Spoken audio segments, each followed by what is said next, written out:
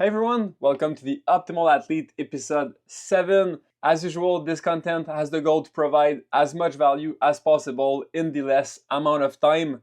Also, as you might know, this content is available in 3 formats. So depending on how you prefer to consume content, you can watch the video, listen to the podcast, or just read it on my blog.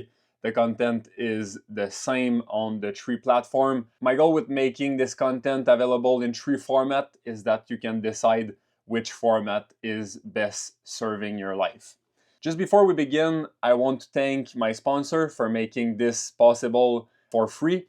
Felt, Laboratoire Riva, DT Swiss, Rule 28, Plaisir Gastronomique, Shimano, FSA, Vision, Pirelli, Perfect Sport, Laser Sport, Big Bang 360, Bonneville pour la vie, Toyota Saint-Eustache.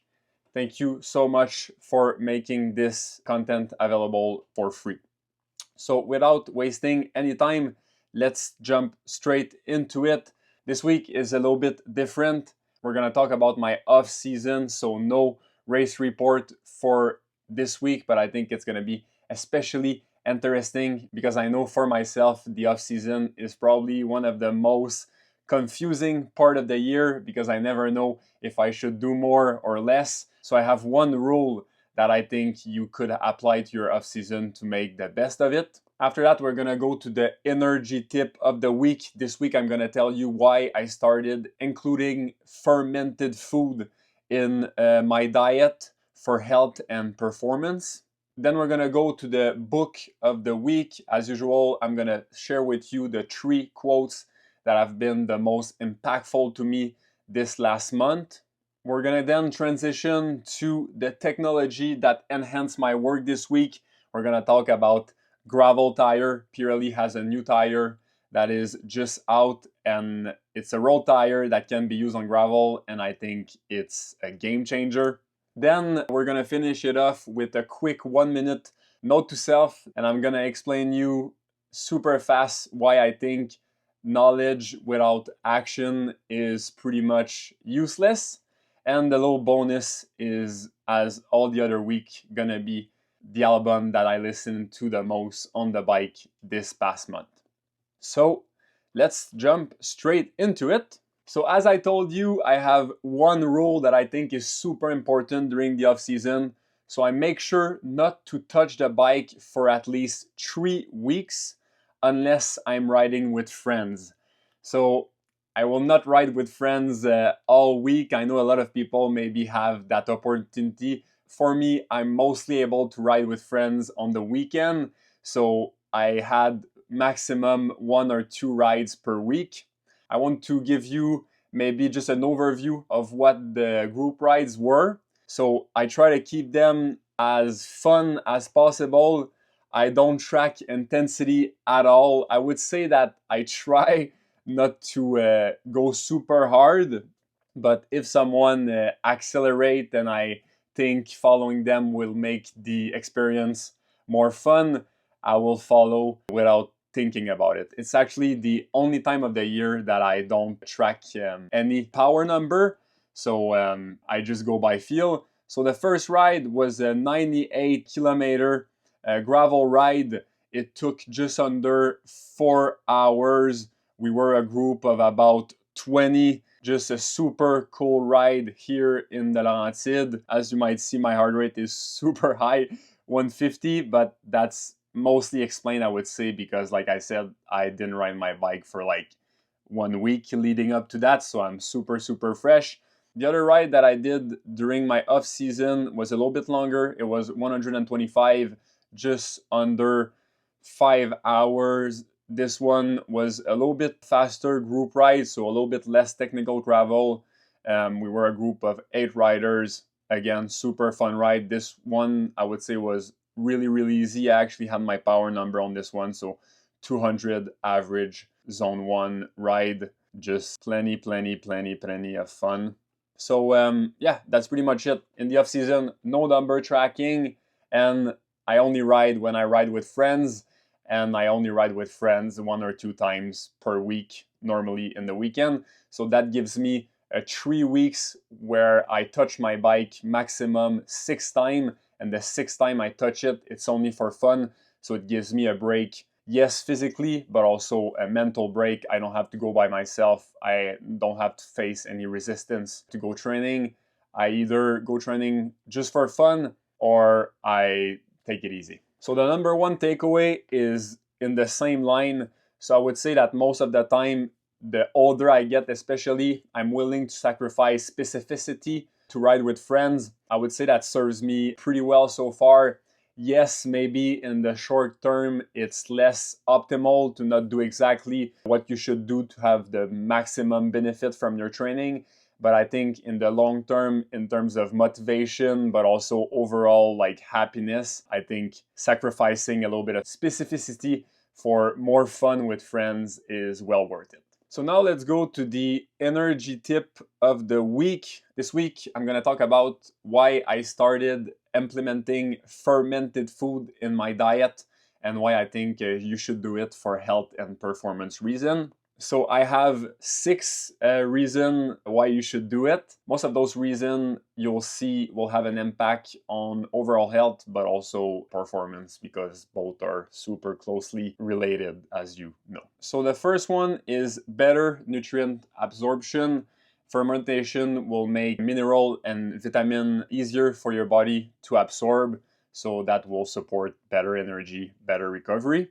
So the second one is digestive support. Consuming fermented food will improve the quality of your gut and just make it easier to digest, and that's super important, especially if you consume a super large quantity of food like 5,000, 6,000 calories per day, like I pretty much always do. The third one is stronger immunity. So as you might know, your gut microbiome is super important in helping you to defend yourself against illness.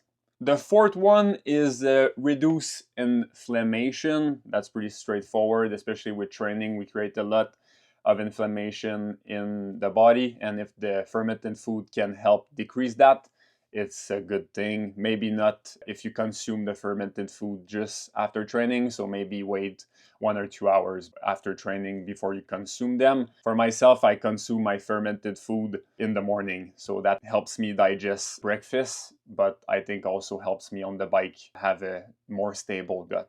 The fifth one is weight management. As you might know, a healthy gut is really helpful in regulating appetite and boosting metabolism.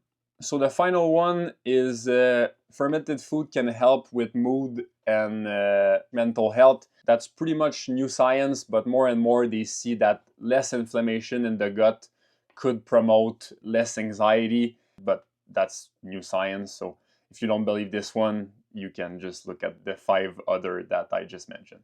So now let's switch to the book of the month. This week, it's a classic, The War of Art by Steven Pressfield. It was actually my first time reading this book. I would say that I pretty much knew most of the idea, but it was just nice to go at the source, especially for the idea of resistance. So as usual, I'm not gonna do a resume of the book. You can go find that online or read the book for yourself. I'm just gonna highlight the 3 quotes that had the most impact for me this month in keeping my motivation high or just helping in my day-to-day life.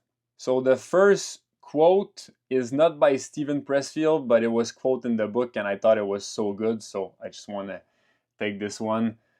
I write only when inspiration strikes. Fortunately, it strikes every morning at 9 o'clock sharp. I think this is amazing. The second one is from Steven Pressfield this time. The field is level, the professional understand only in heaven. And the third quote is, resistance get us to plunge into a project with an over-ambition and unrealistic timetable for its completion. It knows we can't sustain that level of intensity. We will hit the wall, we will crash. So that speaks to the importance of setting ourselves limits. Lower limits, but also higher limits. So floor limit and ceiling limits. So now let's go to the technology that enhanced my work this week. This week we're gonna talk about the brand new Pirelli P Zero Race TLR in 40 millimeter. So that's actually a road tire, and that's a big reason why I love it. But I use it on gravel because it's a 40 millimeter, so it's a very good size for gravel. So I used this tire only one time in a race. It was at unpaved. Unpaved is mostly gravel, but it's really hard packed gravel, and those tires were a clear advantage. The cool thing about those tires is that the flat resistance is out of this world. So it's better than pretty much all the gravel tire. If you're interested to know how I know those stats, go on bicycle rolling resistance and just search the Pirelli P Zero 40. Here it is. And as you'll see, the flat protection is out of this world. So the flat protection is, I think it's 60, no, it's 73. Here we go.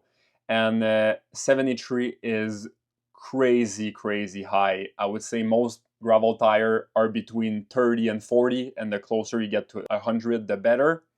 And because it's a road tire, the rolling resistance is also super fast. So you kind of have the best of both worlds.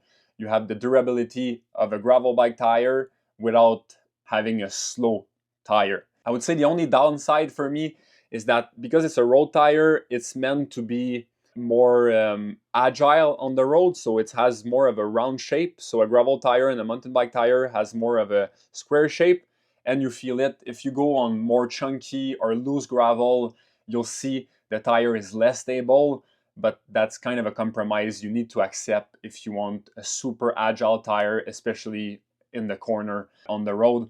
I use this tire mostly for rides that include road and gravel, or on gravel that is super smooth. So for example, I think this is the perfect tire for the Belgian waffle rides. So finally, for the AR note to self, this week it's super short. I'm pretty much reflecting on the fact that knowing something, if you don't apply it to your life, is pretty much useless. This idea, I would say, is perfectly summarized in just one sentence by Montaigne. And the quote in translated English is, "The conduct of our lives is the true mirror of our doctrines." And the bonus this week is M Food by MF Doom. This is just a classic. I revisited this album a lot this week because it was the 20th anniversary. Is it my favorite project by MF Doom?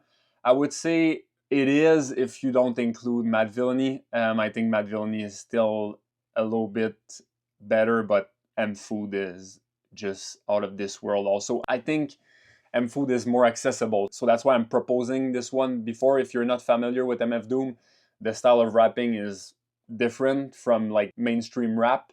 He's for sure one of the best lyricists and also one of the best just spitter to ever live. So I strongly suggest it. So that's pretty much it for this week. As usual, thank you very much for your attention. If you have some improvement to suggest so I can improve my presentation, I would love to hear it. And if not, thank you very much for taking the time to listen all the way through. And other than that, take care of yourself by making the most optimal choice in every moment, and do the same to take care of the ones you love.